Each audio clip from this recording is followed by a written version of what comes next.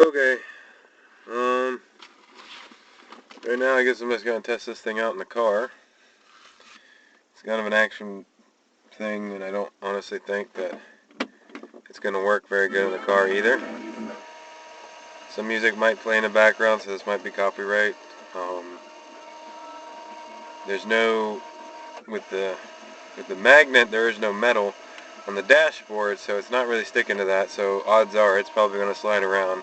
There's not a whole lot of weight to this thing, so I don't think it's going to work very well.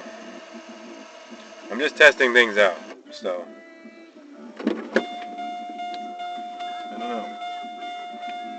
And I'm having a banana. I'm thinking that the audio on this isn't really that great, so it's probably not going to pick anything up. Figure I'll try to do one drive with it. Start a car. Probably going to be a little bit loud, I'm thinking. So, I'm just trying to see what this is going to look like. I don't think it's going to do me any good.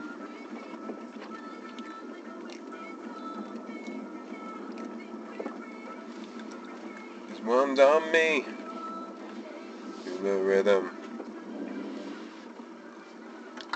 Yeah, even with that, I'm pulling out. I picked up that stupid thing. Run around like a wasted zombie. We're free. We're all chained to the rhythm.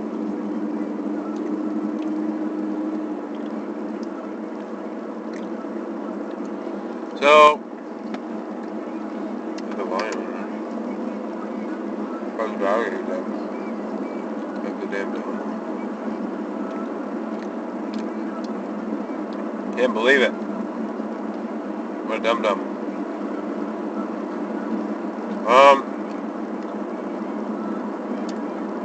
I don't really have anything to talk about in particular. I usually do sometimes. That's why I wanted to try doing this crap with it in the car. Figure I talk to myself a lot, and some of the times I'm in the car when I'm doing it. So I figure why not? So I don't really know if I'll actually put any of these little things out, and I don't really know how well it's going to look and how well it's going to register on this camera. So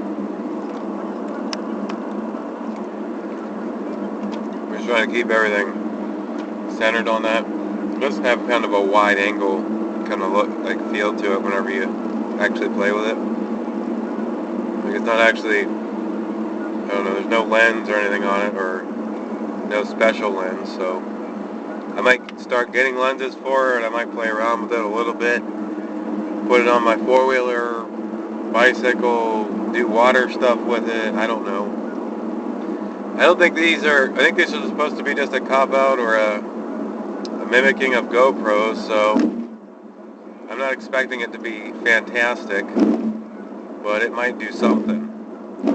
You know, if I can get anything out of it.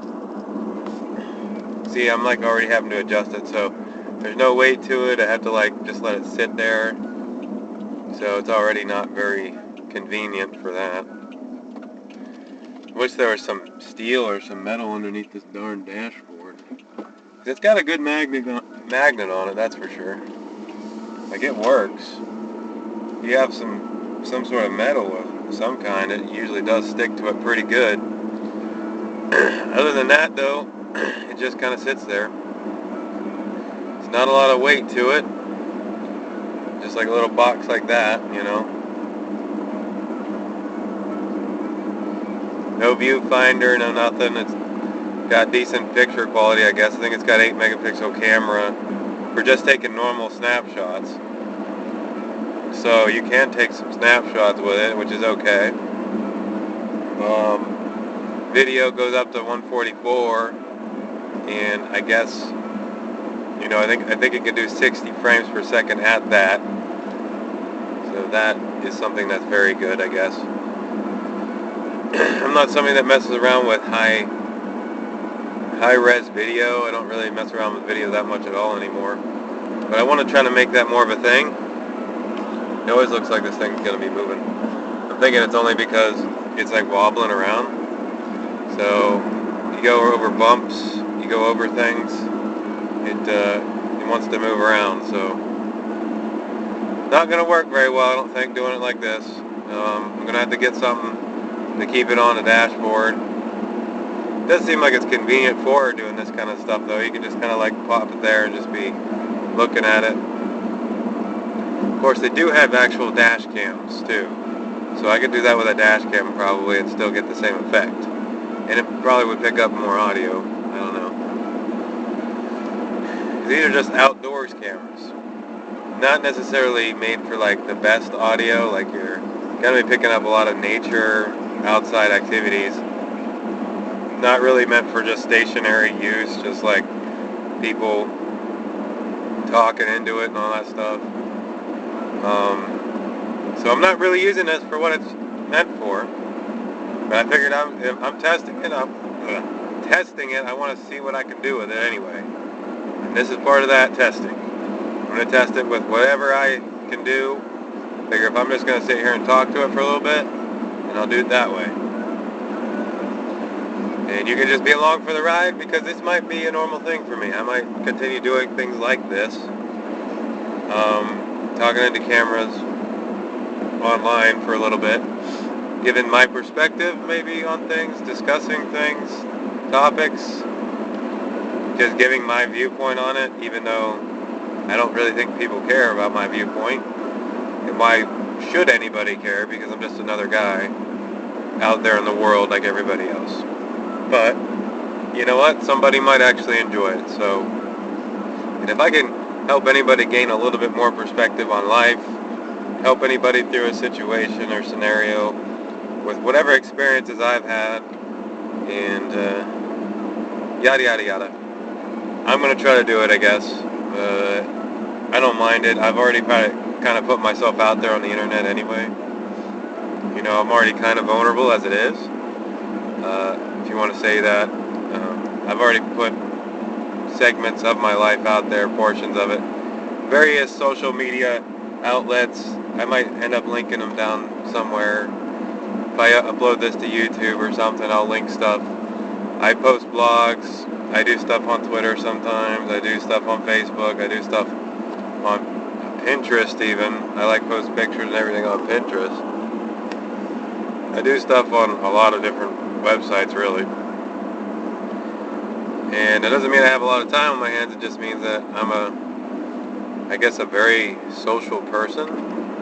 Or at least I want to try to stay somewhat connected, but I'm also trying to get, you know, a message out there too. But it's not my message, it's a godly message.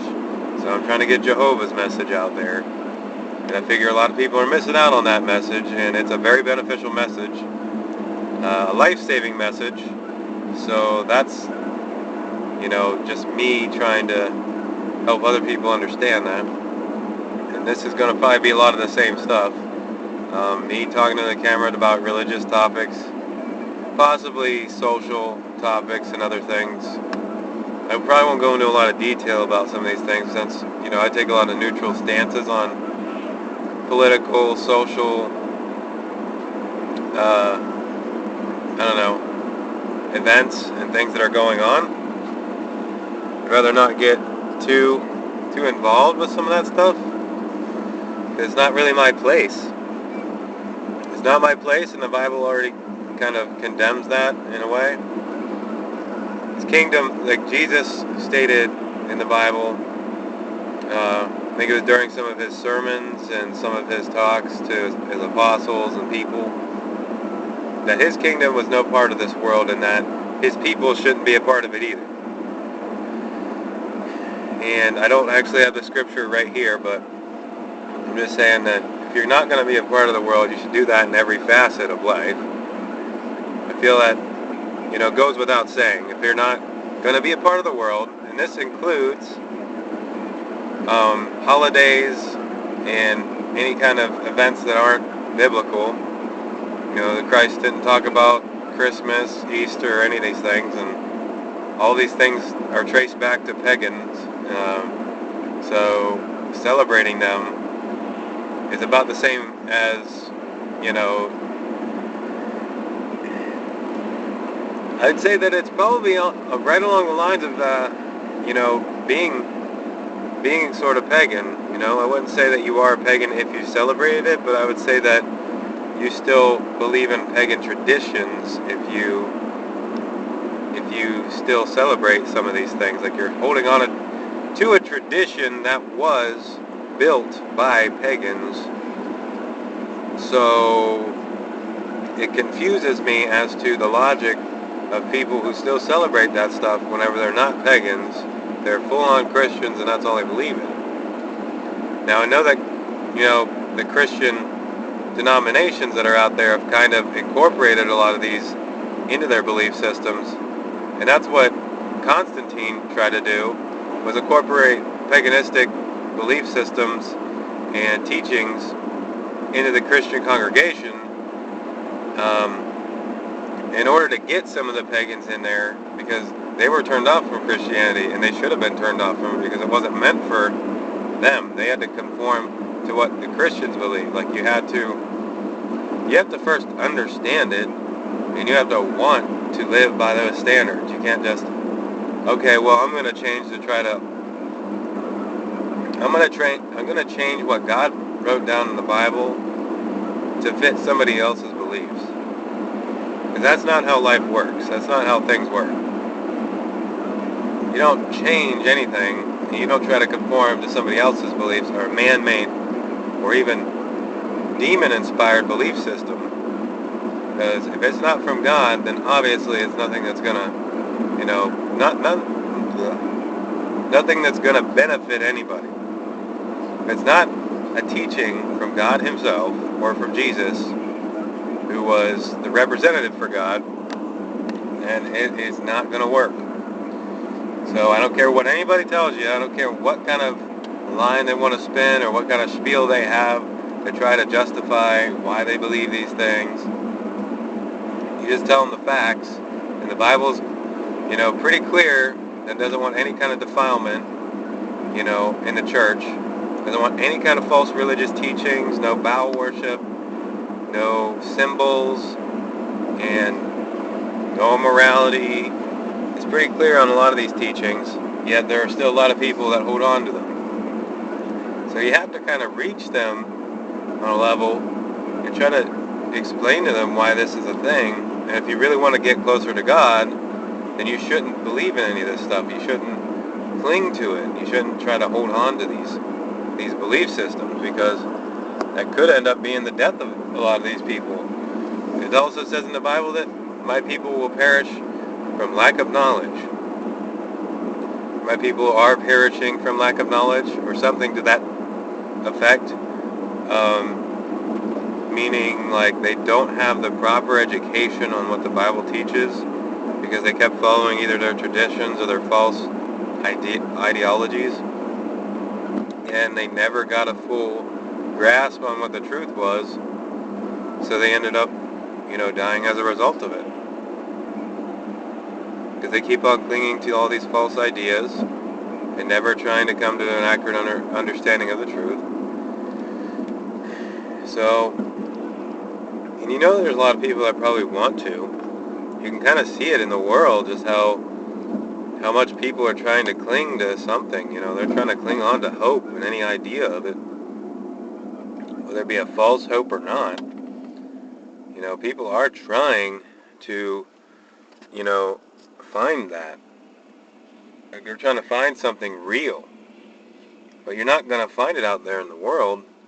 And whenever, you have JWs, when you have witnesses knocking on your door, especially if you're somebody that's regularly praying and trying to find out who God is, and you're really on a spiritual journey, Jehovah will see that. He would see that you're seeking Him out, and He might put some of these individuals in your path, such as witnesses, to try to guide you out and to try to help you understand what the Bible teaches, because He did appoint specific people or specific organizations, or an organization. He has a spirit-directed organization that He has, and they're trying to help you understand what the Bible's really teaching. And it is going to be a hated group, and it obviously is, because there's a lot of people that spread hatred and lies and rumors about this organization in particular. Plenty of lies out there about what Jehovah's Witnesses believe, and you can do Google searches on, what, and I could go on and on and on about that, but I could point out all the things that are wrong pretty much right now. What that kind of, with the logic and whatever reasoning people have to claim that there's something wrong. Most of the time, I'd say 9 times out of 10 or more, it's all just made up junk, or people taking certain things out of context, people blowing certain things out of proportion, and yeah, they're just muddying the waters and trying to distort people's ideas, which is happening all over the place, really. But it doesn't necessarily have to be with Jehovah's Witnesses, but like the cult, I think the cult thing is probably the biggest one. The biggest one is that, they're a cult, they're extremists and stuff like that. You can see that in Russia. They're trying to ban us. They're trying to ban the work. So we have actually a writing campaign that we just did. I still got to send my letters out, but there's a writing campaign to try to convince some of the Russian officials to, let them continue worshiping in peace. Trying to reach them, reach their hearts somehow. So that's essentially what's happening on that. And it might be successful, and it might not be. We're not really 100% sure. I was going to turn, but I have to go to the bank. See, I'm actually on my way to work right now, so I'm probably going to end this video. And I'm trying to get a little bit of money out. I'm only going to have half a check today, but not very much. But it's still something, so I can't complain too much.